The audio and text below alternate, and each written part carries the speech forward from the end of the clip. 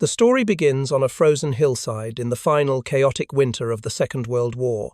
Snow fell in thick, uneven waves across a Germany that was exhausted, starving, and slowly collapsing under the weight of years of fighting. People were cold, hungry, and frightened. Whole towns lived in silence, waiting for the next air raid siren, the next knock on the door, the next telegram that would crush another family.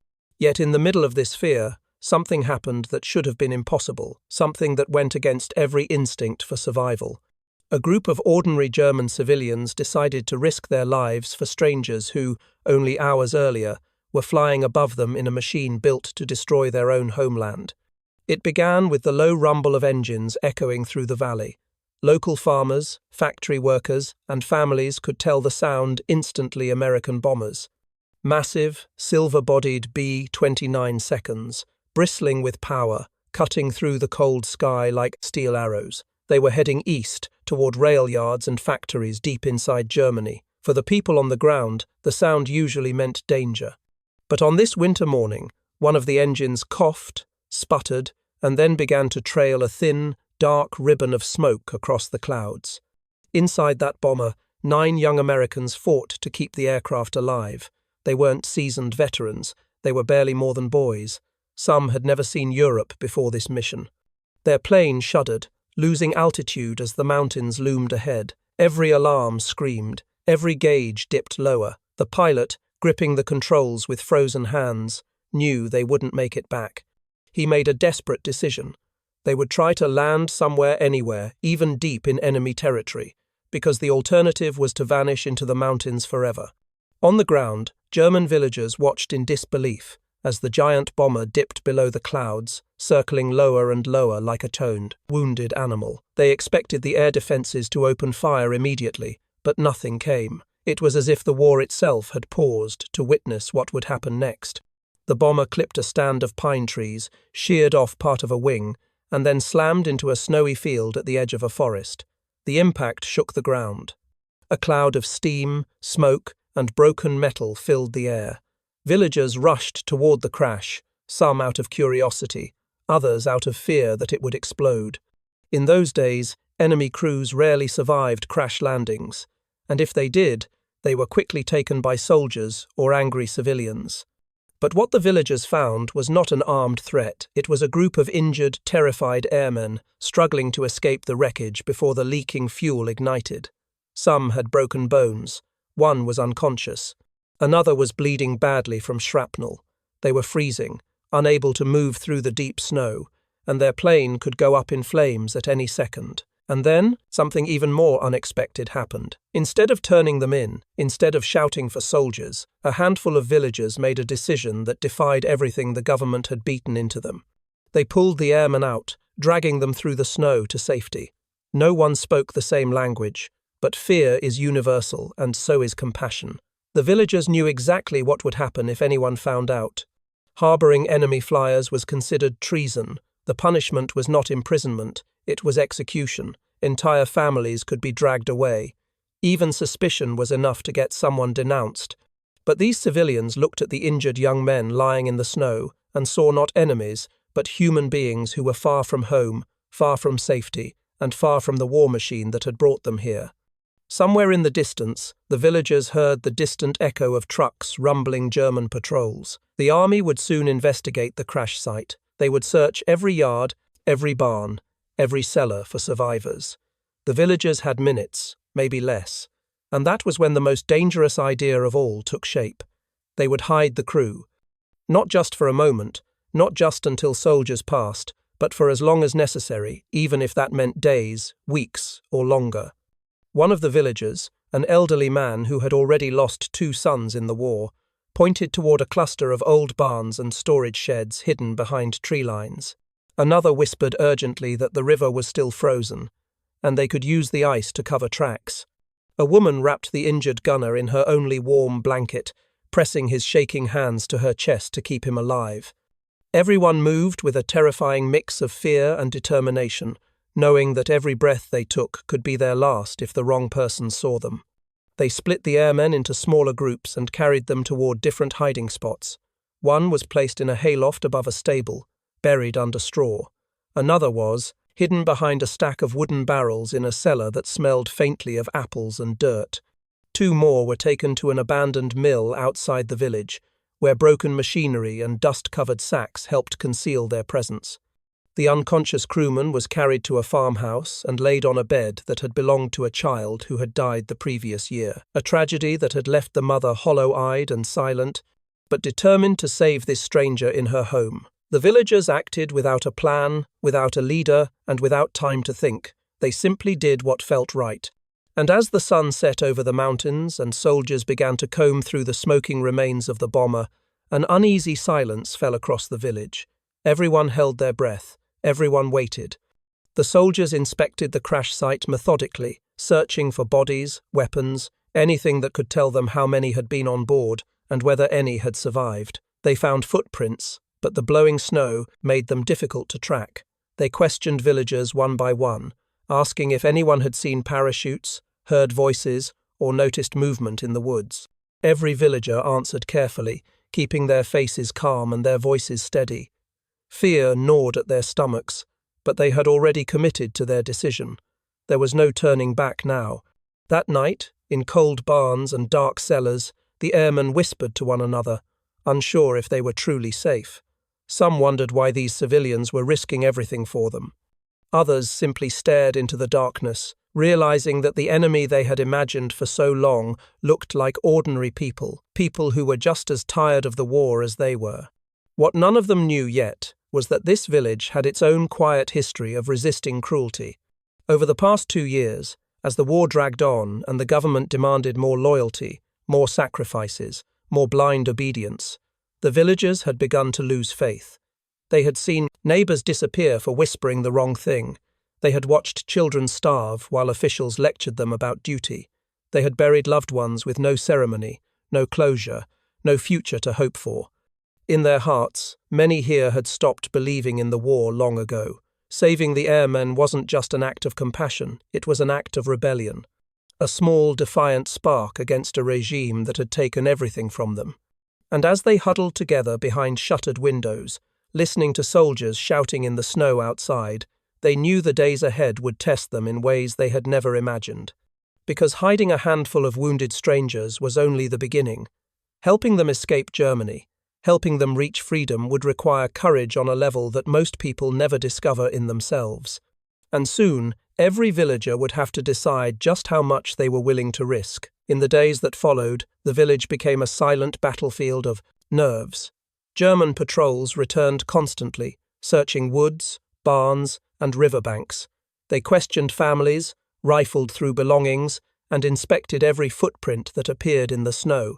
No one could afford to slip, not even for a moment. Every villager lived with the same unspoken fear. If even one soldier noticed a clue, the entire community could be torn apart. Yet somehow, through patience and a shared determination that no one dared say aloud, the villagers managed to keep the airmen hidden. Every night, with windows darkened and doors bolted, small groups of villagers crept through the cold to bring food to the hiding places. It was never much, just a crust of bread, a ladle of watery soup, a handful of potatoes, but it kept the Americans alive. Communication was its own challenge. Most of the airmen spoke no German, and most villagers spoke no English. What they shared was fear, exhaustion, and the fragile understanding that all of them were trying to survive, in a world collapsing around them. Slowly, through gestures, drawings in the dust, and a few learned words, they began to bridge the silence between them. One of the youngest airmen, a 19-year-old radio operator named Mitchell, managed to learn enough German to ask the question that haunted all of them: why? Help us. He pointed toward the sky, miming a bomber's wings, and then toward the villagers' homes. An elderly woman shook her head. She placed her hand on the heart of her worn dress, then placed it gently on Mitchell's arm. Kriege enden, Menschen bleiben, she whispered. Wars end. People remain. It was the closest thing to an explanation they would ever get. While the injured crew recovered in their hiding places, the villagers quietly investigated the surrounding region. They needed to know how close German forces were, which roads were patrolled, and whether it was even possible to move a group of wounded Americans out of the area. Whispered conversations took place behind barns, in the shadows of churches, and during late-night walks along the frozen river. The plan that slowly formed was dangerous, almost suicidal. The airmen would have to be moved from hiding place to hiding place, leapfrogging through small farmlands and forest paths. Eventually, the villagers hoped to reach a railway line used mostly by farmers and refugees. From there, the Americans might be able to slip west toward regions where Allied forces were advancing. The challenge was timing. One patrol could ruin everything. One informant could end their lives. And there was another danger, a far more unpredictable one. Rumors had begun to spread in the village. A few residents, loyal to the government or desperate to gain favor with authorities, had begun to notice unusual movements around certain homes. One of them, a former factory foreman, known for reporting neighbors for tiny infractions, quietly followed a group of villagers heading toward the abandoned mill after dusk. He saw a lantern being carried into the building. He waited, trying to see who emerged. He never did, because moments later, one of the villagers spotted him lurking behind a fence. What happened next became a whispered legend long after the war. The villagers surrounded the man, not with violence, but with a cold, emotionless firmness. They told him the truth or enough of the truth to make him understand. They told him what was at stake. They told him that if he said a word, innocent people, including children, would die. Then they made him choose, stay silent or be treated as someone who wished harm upon the village.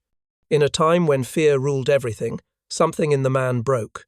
He nodded, and from that night on, he kept his distance, avoiding everyone involved. Meanwhile, the airmen grew stronger. Their wounds didn't heal entirely, but they were able to walk, slowly and painfully. They whispered among themselves that these villagers, these people who were supposed to be their enemies, had saved them not once, but every single day. The sense of awe, gratitude, and disbelief stayed with them constantly. Some felt guilt, knowing their missions had destroyed places like this. Others felt a new kind of courage, fueled not by orders, but by the kindness of strangers. During one frigid night, a farmer named Hugo gathered the villagers in his barn. He rolled out an old map on a table and marked potential routes with bits of coal. The group huddled close, breathing mist into the cold air, their faces lit only by a lantern's faint glow. The first stage of the escape involved crossing a series of small frozen streams. The ice could mask their tracks, but only if it held. If it cracked, the noise could bring soldiers within minutes. On the far side of the river, thick pine forests offered cover, but were also home to roaming patrols who used the woods as shortcuts between towns. From there, the group would move toward a partially abandoned rail station used mostly by coal workers. If the Americans could slip aboard one of the open freight cars, they might travel several miles west before anyone noticed extra passengers. But the freight yard was risky. Guards rotated unpredictably, and anyone loitering near the tracks risked immediate arrest. Even if they made it past that point, the airmen still faced a long, dangerous journey. Allied forces were still dozens of miles away. Roads were icy, bridges were damaged, and the front line shifted every week. The villagers knew what they were planning was reckless, even hopeless, but hopelessness was everywhere at this stage of the war. Their choice wasn't between danger and safety. It was between acting with humanity or surrendering to fear. As preparations unfolded, the villagers risked even more. They stole clothes from washing lines and storage sheds to disguise the airmen. They cut and sewn wool coats to make them fit the Americans. The pilot was given an old scarf belonging to the farmer's wife. Mitchell received a thick cap with ear flaps. The bombardier was disguised as a coal worker, his face smeared with soot so he looked like he belonged near the rail yard. But the most important item was a small wooden crate filled with ration cards and forged travel papers. An elderly schoolteacher, who once taught students how to write perfect script, painstakingly forged signatures by candlelight, praying her trembling hands wouldn't betray her. These papers weren't meant to fool strict border agents just to give the group a chance to blend in long enough to avoid immediate arrest. One detail rarely mentioned in history books is how psychological the entire ordeal became. The villagers lived with constant dread. Every knock at the door made their hearts stop. Every passing soldier forced them to act casual, even while their knees shook under the table.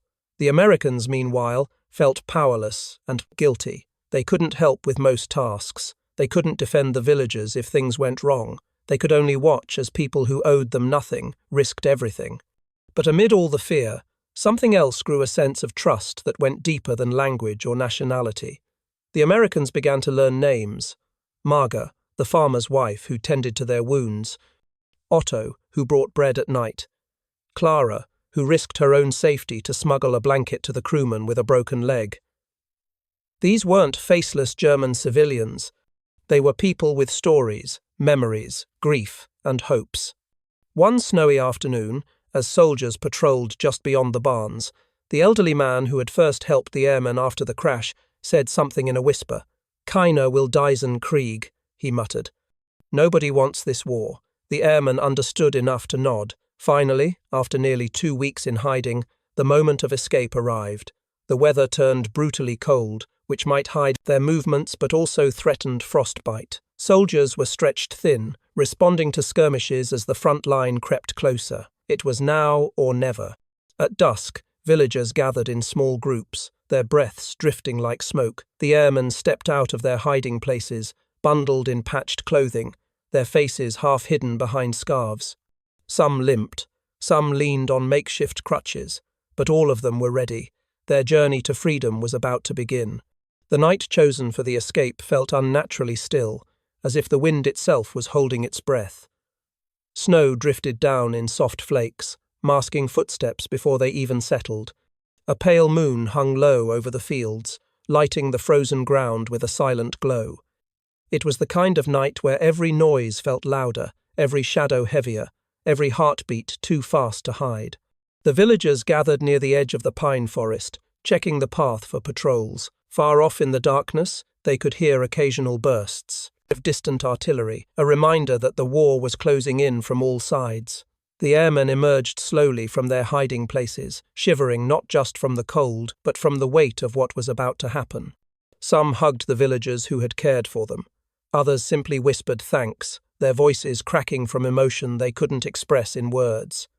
The elderly schoolteacher pressed the forged papers into the pilot's hands. "Gate," she murmured. "Go." She touched his sleeve with trembling fingers, as if trying to memorize the moment. The villagers had protected the crew for days. Now they were about to gamble everything on a single night. They set off through the forest in single file. Branches snapped under their boots. Every sound felt dangerous. The trees loomed like dark giants, swallowing moonlight. The airmen followed closely behind their guides, their breath fogging in the cold. One wrong move could give away their position. One wandering patrol could end everything. About an hour into the journey, they reached the first obstacle, the frozen stream. In daylight, it would have been obvious and easy to cross. But at night, under the thin layer of new snow, the ice looked smooth and solid when it wasn't. Hugo tested it carefully with a pole, listening for cracks. The airmen waited in tense silence. Not one of them could swim with their injuries, and if the ice broke, the splash would echo across the entire valley. At last, Hugo nodded. The villagers went first, distributing their weight evenly. The airmen followed, moving slowly, their boots slipping on the frozen surface. A deep creak echoed from beneath the ice. Everyone froze. The oldest airman, struggling to balance, nearly fell to one knee before 2 villagers grabbed his arms and steadied him. It took almost 10 agonizing minutes to reach the opposite bank. 10 minutes that felt like an eternity. They disappeared back into the woods. The second phase of the escape took them, along a narrow ridge path above the river. If anyone slipped, they would fall far enough to break bones, or worse. The wind picked up briefly, stirring branches overhead. It carried the faint sound of barking dogs from a distant farm. Patrol dogs. The villagers exchanged looks. Time was running out. At last, the trees thinned, revealing the dim outline of the small coal depot where the freight cars were kept. Smoke drifted from a dying fire beside a wooden shed. A single guard walked a lazy pattern near the tracks, his rifle slung casually over his shoulder. He looked tired, bored, and more interested in keeping warm than paying attention to the rail yard. But even a bored guard was a threat. The villagers signaled for the airmen to stay low. They crawled through the snow, inching closer to the line of freight cars. One of the villagers tossed a small stone toward the opposite side of the yard. It clattered against a metal barrel. The guard jumped, startled, and marched toward the noise, muttering under his breath. It created the opening they needed. The airmen moved quickly, 2 at a time, into an open coal car. The inside smelled like dust and iron. They crouched low behind old sacks, their hearts pounding. The cold seeped through everything, freezing their fingers and numbing their legs, but none of them dared move. Once all 9 airmen were inside, Hugo quietly whispered a prayer. Then, with one final look back at the faces of the villagers who had risked everything for them, he slid the car's side door just enough to hide them from view. The group would need to wait for the morning freight run a window of opportunity that could either save their lives or doom them. Hours passed. The villagers retreated slowly into the woods, knowing their part was done. The airmen huddled together in the dark, listening for footsteps, for dogs, for anything that might reveal their presence. Every distant sound felt like danger closing in. Every gust of wind sounded like voices. Sleep was impossible. Just before dawn, a whistle blew from across the yard. Locomotive steam hissed into the air. Workers shouted instructions. The tracks rumbled as the engine began to move. The airmen held onto the wooden walls, bracing themselves. The car jolted forward. Then slowly, painfully slowly, it began to roll west. The village faded into the snowy distance. Hours passed as the freight train clattered along icy tracks, stopping and starting without warning. At one point, voices approached so closely that the airmen could hear individual words. They froze in silence, terrified the door would slide open. But the workers simply tossed a shovel into the next car and moved on. The Americans didn't breathe again until the voices disappeared. By late afternoon, the terrain changed. The forests thinned. The snow grew lighter. The distant sound of artillery grew louder. They were getting closer to the shifting front.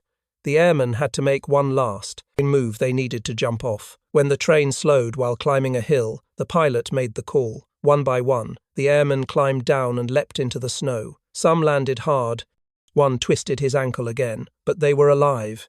They made their way through the woods, guided by the rumble of tanks and the distant crackle of gunfire. Hours later, exhausted, freezing, and barely standing, they reached a ridge overlooking a valley filled with American armored vehicles. An Allied forward patrol spotted them limping through the snow. When the soldiers realized who they were, they rushed to help, stunned that an entire B-29 crew had survived behind enemy lines. The airmen told their story to stunned intelligence officers. Report after report described the same thing. A small German village had risked everything to protect them. Their commanders expected tales of fear or brutality.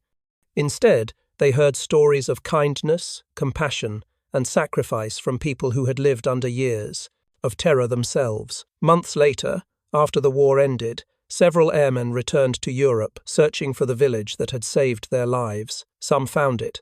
Some didn't. Much had changed, and many villagers had moved, rebuilt, or disappeared into the post-war landscape. But for those who reconnected, the reunions were emotional beyond words. There were embraces, tears, and quiet moments where nobody knew what to say. What mattered most was the truth they all understood.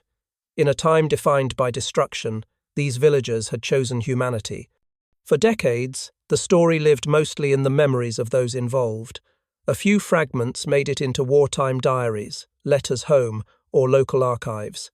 But the heart of the story, the bravery of ordinary civilians who defied their own government to save strangers, remained a testament to the power of individual courage. History often records battles, strategies, generals, and victories. But sometimes, the most powerful stories come from the smallest places, from barns and cellars, from frozen forests, from people who had nothing left except the ability to choose right over wrong. A crashed B-29, 9 wounded airmen, a village that had lost everything. And yet, in the coldest days of the war, compassion burned brighter than fear. It is one of those rare moments in history when humanity wins quietly, bravely, without witness, simply because ordinary people refuse to let the darkness define them.